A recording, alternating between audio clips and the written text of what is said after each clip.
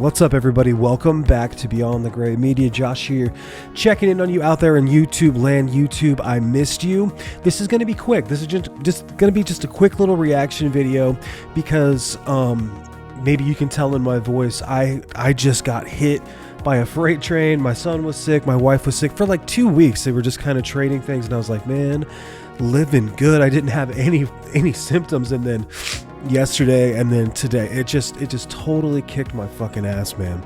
So usually when I don't feel good, what I like to do, I should put some sunglasses on, man, I look like death, is I like to watch really dramatic, disturbing horror films. I like the older, the slower, the better. And that's what happened with 1973's Nicholas Roeg's Don't Look Now. Don't Look Now, I'd heard about my entire life. I don't know how I'd never seen it, but it was just a blind spot, and I totally had never seen this film until earlier this week, actually yesterday. So Don't Look Now kind of tells the story of this couple, John Baxter and Laura Baxter, played by Donald Sutherland, who is one of my favorite actors, who just completely crushes the role.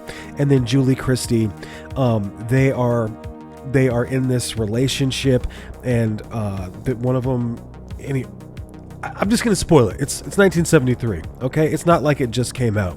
Tragically, through foreshadowing, through kind of crazy layering, through some sort of prophetic demise, I don't know, but John starts to see this red thing. He is working on this cathedral.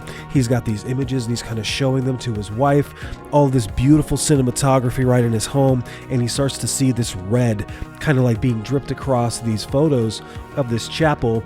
And then it kind of cuts to this canal, this little river kind of pond waterway here, where his daughter Christine is kind of running, playing with her brother. She's got this red slicker on, and the prophetic imagery of the red spills over, and John sprints outside.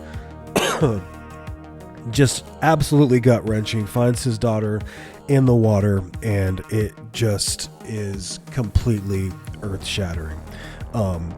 Call it being sick, call it being a father, call it being just a good person. That Don't Look Now's opening, like 15 minutes, besides being beautiful, the way that they're setting up this foreshadowing and time lapse, and the way that they're like layering all these images over the top of each other, it was just completely earth-shattering watching this daughter. It gives me chills thinking about it, man. Okay, and so then for whatever reason, then they decide they're just gonna up and move to Venice, and they're gonna go work on this church, and everything's gonna be fine. And of course, everything's not fine because, while they're there, the wife Laura starts to kind of see these visions. She meets these two twin sisters. Talk about second sight. I don't know if that's where second sight got their name, but these two sisters have this ability to see things that are going to happen. They start to kind of warn this family about these visions that they're having, and there's a lot of different interpretations and different ways you can look at this film. But the one thing you can't say is that this film isn't beautiful. It is absolutely gorgeous to look at. Really, really tight shots, really, really handheld shots, establishing shots, really, really just, I don't know, man. There's this feeling of being trapped. There's this claustrophobia to the way that Nicholas shoots. Is it Nicholas? Did I say that right? The director.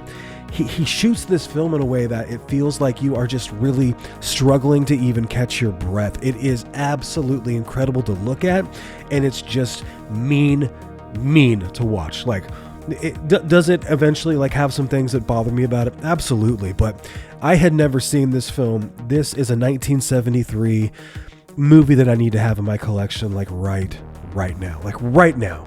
After watching Let's Scare Jessica to Death, which I want to say is like 71, this film, I don't like this film as much as that one, but I think that this film has a lot more artistic value and a lot more just, I don't know, man. It really, really got under my skin. And the way that this film ends, it fakes you out, it psychs you out, it takes you on this crazy little, I don't know, man.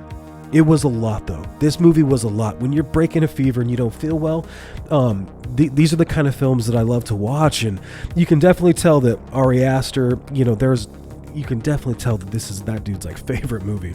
Hereditary takes so much from Don't Look Now. A lot of those kind of pagan folk films, like a lot of movies that deal with grief and just desolation and desperation. This film was just, it was a 10. It was just an absolute 10, and I feel stupid for not already having it in my collection. So shame on me for not having it. Now, as this movie kind of goes on, you know, and you're starting to see these visions, and you see the second sight and these two sisters that are warning things, it does kind of lose its way. And I don't know if that's to be a red herring with the serial killer stuff and trying to throw you off a little bit. But the last 20 minutes before it gets to the ending, it was starting to drag for me a little bit. This isn't a super long film at an hour and 52 minutes, but I felt the runtime a little bit, and you know, the music is so like just sad, and you get this crazy beginning to this film to go all the way to where you're like, is he gonna find his daughter? Is the wife crazy? Is he crazy? It was just a lot. And the last 20 minutes, you know, you forget that there is the serial killer, and you forget that the streets of Italy are, it's just fucking wild, man. The way they're on the boat. I mean, I'm not a super like cultured guy, and I don't really have a lot of ability to go and travel to Venice, but you feel like you've been there when you watch this film. It just looks amazing, man. And I just really, I had a great time with it. I thought that ending was so damn good. I didn't know if it was going to live up to the hype, because a lot of people quote this as one of the scariest films ever made. I would say that this is one of the best dramas ever made, one of the best kind of mystery thriller. I don't even know if I'd say thriller, because it's kind of slow in parts. And then we can talk about the sex scene, because that is one of the craziest. Everyone's like, it's unsimulated, or you know, it's just, it's kind of nice to look at. Like, it actually feels like a relationship you've been in for like 40 years.